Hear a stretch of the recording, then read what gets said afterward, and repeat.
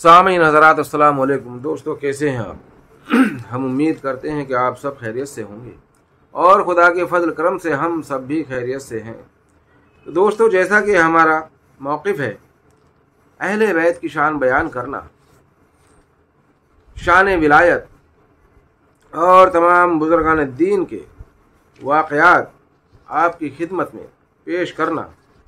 तो दोस्तों, जैसे कि हमारा मौजू है हज़रत राबिया अदविया बशरी की पैदाइश और उनके वाक़यात, तो जैसा कि हम आपको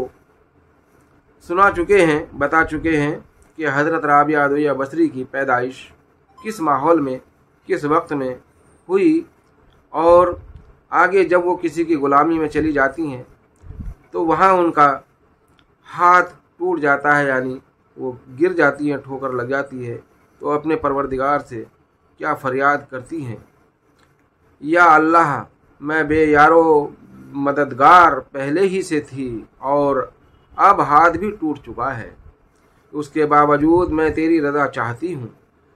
आप बहुत देर तक गिड़गिड़ाती रहीं और अपने शिकस्ता दिल की आवाज़ खुदाए बाला देर तक सुनाती रहीं। ऐ मेरे परवरदिगार, मुझ गरीब नादार बेकसो मजबूर दस्त शिकस्ता पर रहम फरमा। मेरे माँ बाप नहीं हैं, तू ही मेरा सब कुछ है, तेरी रज़ा में मैं राज़ी हूँ, क्या तू भी मुझसे राज़ी है। निदाए गैबी, गैब से आवाज़ आई, ऐ राबिया गमगीन ना हो,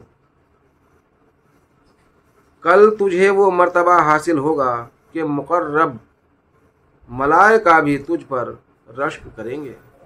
हज़रत ने जो ये आवाज़ सुनी तो जिसमें नातवा में जान आ गई। हज़रत को ये महसूस हुआ कि ज़ख्म पर किसी ने फोया रख दिया। सारी तकलीफ़ भूल गईं, हंसी खुशी घर वापस आईं और हस्बे मामूल काम काज में लग गईं। हज़रत का मालिक हज़रत से इतना काम लेता था कि हज़रत थक जाती। कनीज़ और ग़ुलाम के लिए लाजिम था कि वो मालिक के हर हुक्म की तामील करे और बग़ैर चूनो चरा के मालिक जो काम बताए उसको अंजाम दे। हुक्म अदूली या गफलत या बेपरवाही या तसाहुल मालिक बर्दाश्त नहीं कर सकता था। जो चुनांचा हज़रत हर वक्त किसी न किसी काम में मसरूफ़ रहती थी।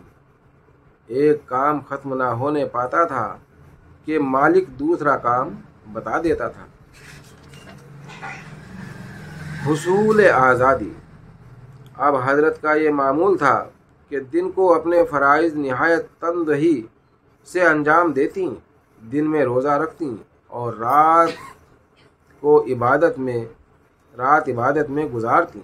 दिन को मालिक का काम करती और रात को जब सब सो जाते तो अपने आकाए हकीकी के काम में हमातन मसरूफ़ होती। इस बात का किसी को इल्म ना था। एक रात का वाक़या है। एक रात ऐसा हुआ कि हज़रत के मालिक की आँख खुली तो उसने चारों तरफ देखा। चारों तरफ जो निगाह डाली तो देखा कि हज़रत एक कोने में सर बसजूद हैं और एक मुअल्लिक़ नूर आपके सर पर फरोज़ा है। मालिक को ये देखकर ताज्जुब हुआ, लेकिन वो खामोशी से ये सब कुछ देखता रहा। उसने जो कान लगाए तो हज़रत को ये अर्ज़ मारज़ करते सुना, ऐ अगर मेरे बस में होता, ऐ मेरे परवरदिगार, अगर मेरे बस में होता तो हमा वक्त तेरी इबादत में गुजार देती, लेकिन चूँकि तूने मुझे गैर का महकूम बना दिया है, इसलिए तेरी बारगाह में देर से हाज़िरी होती है। हज़रत ने अपनी दिली आरज़ू का इस तरह इजहार किया, ऐ मेरे आकाए हकीकी, मेरी ये दिली आरज़ू है कि मैं अपनी सारी ज़िंदगी और अपनी ज़िंदगी का हर लम्हा तेरी याद में, तेरे काम में और तेरी इबादत में गुजार दूँ, लेकिन मजबूर हूँ, क्या करूँ। तेरे एक बंदे की खिदमत مجھے کرنا پڑتی ہے، اس لیے میں سارا وقت تیری عبادت میں صرف نہیں کر سکتی۔ حضرت کے آقا کو جب آپ کے اس حال کا جو اب تک چھپائے ہوئے تھیں اس کا علم ہوا تو وہ دل میں نادم ہوا اور سوچنے لگا کہ واقعی اس نے ایسی عابدہ اور زاہدہ عورت کے ساتھ ناروا برتاؤ جائز رکھا۔ وہ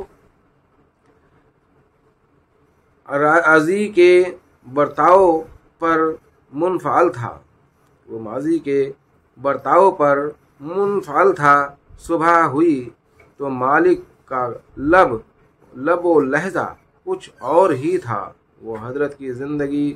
وہ حضرت کی بزرگی کا معترف ہوا اور حضرت سے معافی کا خواستگار ہوا۔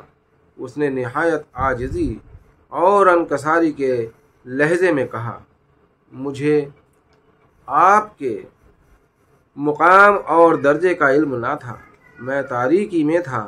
اب خدا نے مجھے روشنی دکھلائی تو میں نے آپ کا درجہ پہچانا۔ آپ برگزیدہ ہستی ہیں، آپ کا مرتبہ بلند و بالا ہے۔ مجھ سے کوئی قصور ہوا ہو تو خدا کے واسطے معاف کیجیے۔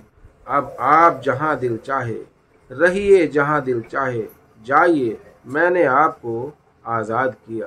السلام علیکم۔